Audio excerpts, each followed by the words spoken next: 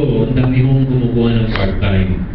Ang dami pong nagtatrabaho. Maganda yung kung marami ka ng trabaho for 6 days, huwag ka nang kumuha ng part-time ng Sunday. Pero kung hindi naman regular ang work mo ng 6 days, ay pwede siguro. Pero yung morning, kung morning ka available, umattend ka pa rin. At kung tatanggap ka, kung sakaling hindi na maiwasan, kailangan talaga, matindi ang iyong pangangailangan, ay huwag mo namang sagarin na masyado kang pagod on a Sunday. Mas maganda po yan na magkakasama at meron kang, kasi yung tuloy-tuloy na trabaho, sa totoo nakakapagod din. Kaya minsan yung iba, Monday pa lang, kagigising pa lang, pagod na. Inuuna ay labada. Seek ye first the labada, kaya ang labada nadadagdagan. Pero kapag ang Lord ang sinig mo and His righteousness, all these things shall be added unto you. Okay. First, the church, natuturuan din tayo ng virtue and patience. Nagiging mapagpasensya tayo kapag nasa church. Di ba? Yung iba nahilig na, kailan mo matatapos yung pastor na yun? Tinuturuan din tayong maging mapagpasensya. Maghintay ka lang, may pagkakataon ka rin. And then it is a perfect day to overcome vices and harmful habits. Kapag linggo, di ba, pinipigil din yung kahoy. Pag may nagkurang, kasisito mo lang. Di ba? At yung hindi pa putol-putol ang paninigarilyo, pag linggo, pag muna.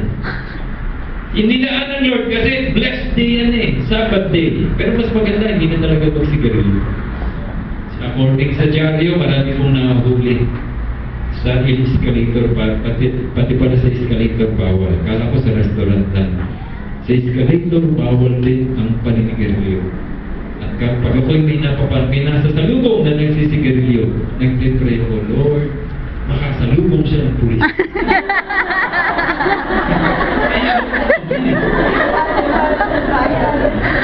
Magbayad siya ng 600. Kapag nasasaktan, tumitigil. Kapag nasasaktan ng budget, tumitigil Kailangan pa bang magkasakit para tumigil sa anumang bisyo? Hindi dapat yun. So, somehow, on the Sunday, harmful habits are stopped. Kaya nakakatulong. Of course, it promotes that God, His laws, His ways are important to all of us. Kasi nga, we talk about God and His Word. It creates somehow a more moral climate in our culture. Morally, nakakatulong po on a Sunday na ikaw ay maayos, manamig, tapat sa asawa, etc. And it is the best day to be identified with Him. Kapag Sunday, alam nila na kapag ikaw ay nag-DBS, ay yan, sisimba yan. Hindi ka na pinitigil ng boss mo. At minsan pati aso, parang hindi ka na hinahanap pag linggo. Kasi may rest day din siya. Okay, tuloy natin. It is the best day to become a distinct people. Sabbath day is a observance and a sign between God and His people. Kaya nga, maganda po na makikilala rin kung sino talaga yung regularly ay nagpupunta para mag-worship. At maganda po yan na nagdigit tayo ng pagpapahalaga sa Kanyang salita, nagdigit tayo ng pagpapahalaga sa ating gawain, at morally ay nagiging maayos ang ating buhay. And next, may mga exempted yan.